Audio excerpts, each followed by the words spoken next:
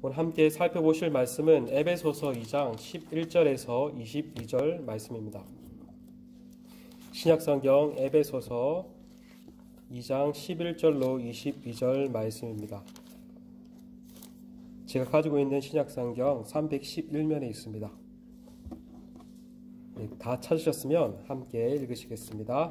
그러므로 생각하라. 너희는 그때 육체로는 이방인이요 손으로 육체에 행한 할례를 받은 무리라 칭하는 자들로부터 할례를 받지 않는 무리라 칭함을 받는 자들이라. 그때 너희는 그리스도 밖에 있었고 이스라엘 나라 밖의 사람이라. 약속의 언약들에 대하여는 외인이요 세상에서 소망이 없고 하나님도 없는 자이더니 이제는 전에 멀리 있던 너희가 그리스도 예수 안에서 그리스도의 피로 가까워졌느니라. 그는 우리의 화평이신지라. 둘로 하나를 만드사 원수된 것 곧 중간에 막힌 담을 육체로 하시고 법조문으로 된 계명의 율법을 폐하셨으니 이는 그 둘로 자기 안에서 한 새 사람을 지어 화평하게 하시고 또 십자가로 이 둘을 한 몸으로 하나님과 화목되게 하려 하심이라. 원수된 것을 십자가로 소멸하시고 또 오셔서 먼 데 있는 너희에게 평안을 전하시고 가까운 데 있는 자들에게 평안을 정하셨으니 이는 그로 말미암아 우리 둘이 한 성령 안에서 아버지께 나아감을 얻게 하려 하심이라. 그러므로 이제부터 너희는 외인도 아니요 나그네도 아니요 오직 성도들과 동일한 시민이요 하나님의 건속이라. 너희는 사도들과 선지자들의 터 위에 세우심을 입은지라. 그리스도 예수께서 친히 모퉁이 돌이 되셨느니라. 그 안에서 건물마다 서로 연결하여 주 안에서 성전이 되어가고 너희도 성령 안에서 하나님이 거하실 처소가 되기 위하여 그리스도 예수 안에서 함께 지어져 가느니라. 아멘. 에베소서 2장은 크게 두 부분으로 나눌 수 있습니다. 전반부인 어제 본문인 2장 1절에서 10절이고 후반부는 오늘 본문인 11절에서 22절입니다. 전반부에서는 하나님께서 그리스도 안에서 행하신 구원에 관하여서 말하였습니다. 허물과 죄로 죽은 자들을 그리스도와 함께 다시 살리시고 함께 일으키시고 함께 하늘에 앉히셨다라고 말을 하였습니다. 이 구원은 행위에서 난 것이 아니요 은혜로 말미암은 하나님의 선물이다라고 말을 하였습니다. 그리고 그 구원의 목적을 말하기를 그리스도 안에서 하나님의 선한 일을 하도록 하기 위함이다라고 말을 하였습니다. 이렇게 전반부에서는 하나님께서 그리스도께 안에서 행하신 구원에 관하여서 말하였다면 후반부인 오늘 본문인 하나님께서 그리스도 안에서 행하신 화목 사역에 관해서 말을 하고 있습니다. 하나님께서 둘로 나뉘었던 유대인과 이방인들을 하나 되게 하시고 이들을 한 성령 안에서 한 아버지 하나님께 나아가도록 하셨습니다. 그런 의미에서 전반부는 하나님과의 수직적 관계의 회복이라면 후반부는 이웃과의 수평적 관계 회복과 더불어 나아가 다시 하나님께 수직적 관계의 회복을 관해서 말을 하고 있음을 알 수 있습니다. 오늘 본문 11절은 이렇게 시작합니다. 그러므로 생각하라. 우리말에는 생각하라라고 번역했는데 정확하게 말하면 생각하라라기보다는 기억하라라는 말이 더 원어에 가깝습니다. 무엇을 기억하라고 말을 합니까? 너희 곧 이방인 성도인 에베소 성도들의 너희의 과거의 상태를 기억하라라고 말을 합니다. 그런데 그들의 과거의 상태에 대해서 언급하고 있습니다. 11절과 12절입니다. 너희는 그때 육체로는 이방인이요 손으로 육체에 행한 할례를 받은 무리라 칭하는 자들로부터 할례를 받지 않는 무리라 칭함을 받은 자들이라. 그때 너희는 그리스도 밖에 있었고 이스라엘 나라 밖의 사람이라. 약속의 언약들에 대하여는 외인이요 세상에서 소망이 없고 하나님도 없는 자이더니. 먼저 11절에서 그들의 과거의 상태를 두 가지로 언급합니다. 첫째, 육체로는 이방인이요 둘째, 할례를 받지 않는 무리라 칭함을 받는 자들이라고 말을 합니다. 유대인들은 크게 인류를 두 가지로 구분했습니다. 유대인이냐 유대인이 아닌 자들을 이방인이냐 구분하였고 할례를 받았느냐 할례를 받지 않느냐로 구분을 하였습니다. 할례를 받은 유대인 자신들은 하나님의 언약 백성, 하나님의 택한 백성이라는 인식이 매우 강하였습니다. 반면 할례를 받지 않는 이방인들을 향해서는 그들은 할례를 받지 않는다라고 칭하며 언약 백성이 아닌 자로 취급하였습니다. 이어서 12절에서는 이것을 조금 더 구체적으로 말을 합니다. 12절에서도 그때에는 너희는 이라고 말하며 이방인 성도의 과거의 상태를 5가지로 말을 해줍니다. 그들은 그리스도 밖에 있었고 이스라엘 나라 밖의 사람이요 언약에서 외인이요 세상에 소망이 없고 하나님도 없는 자다라고 말을 합니다. 언약 백성에게 약속된 최고의 복은 그리스도를 통한 구원의 복인데 그들은 그리스도의 밖에 있었습니다. 쉽게 말하면 구원과는 거리가 너무 먼 자들이었습니다. 그리고 그들은 언약의 약속들에 대하여는 외인이요 세상에 아무런 소망이 없는 자요 하나님도 없는 자들이었습니다. 이처럼 이러한 그들에게 그런데 놀라운 반전의 역사가 일어납니다. 13절은 이렇게 말을 합니다. 이제는 전에 멀리 있던 너희가 그리스도 예수 안에서 그리스도의 피로 가까워졌다.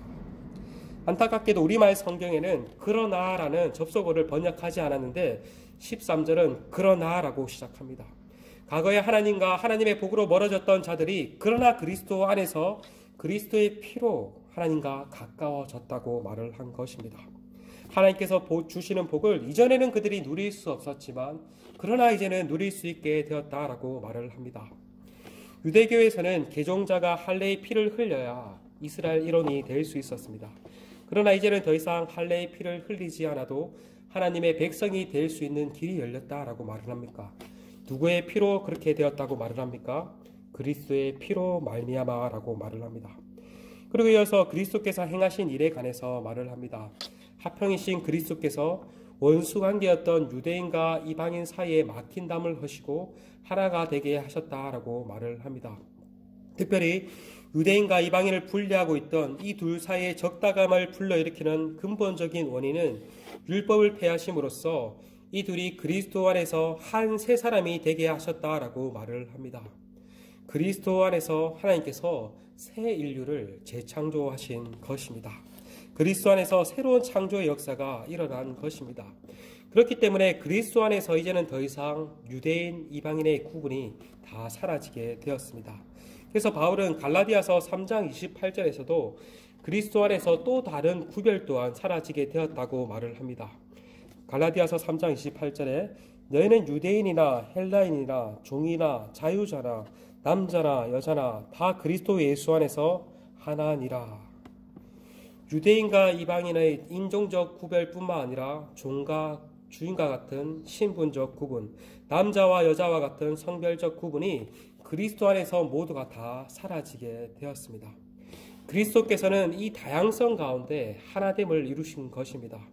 그것을 우리는 교회라는 공동체를 통해서 잘 엿볼 수 있습니다.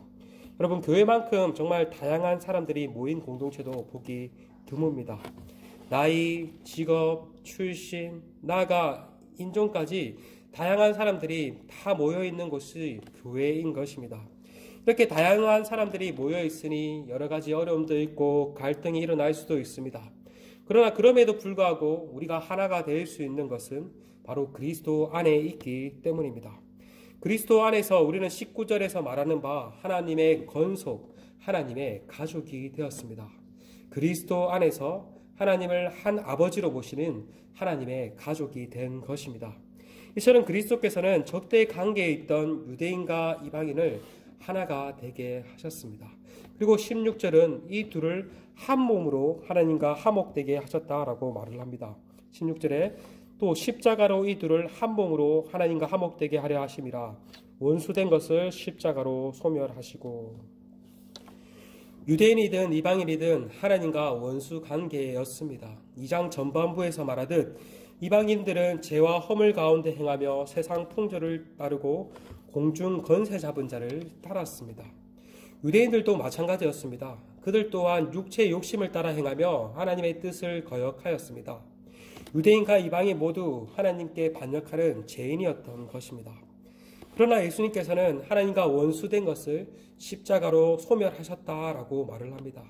여기서 소멸하셨다라는 말은 완전히 제거하셨다라는 말입니다. 그리스도께서 십자가에서 유대인과 이방인과 하나님께 원수되었던 모든 것을 완전히 제거하신 것입니다. 그 결과 원수였던 유대인과 이방인이 이제는 한 몸으로 하나가 되어서 한 성령 안에서 하나님을 모시는 하나님께 나아갈 수 있게 되었습니다.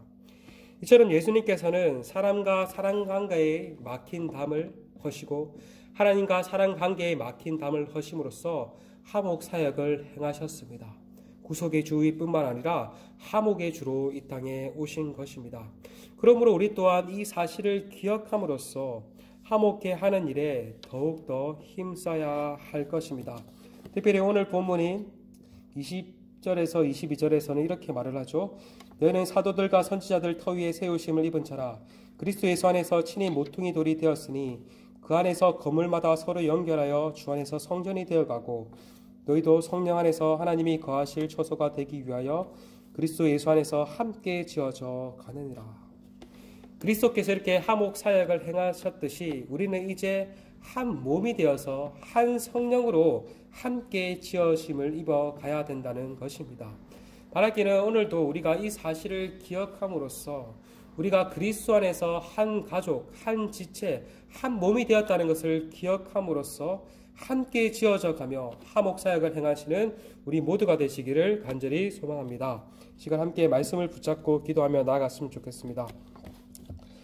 오늘도 우리가 그리스도를 본받아서 화목 사역을 이루어 갈 수 있는 그런 은혜를 허락해 달라고 기도했으면 좋겠습니다.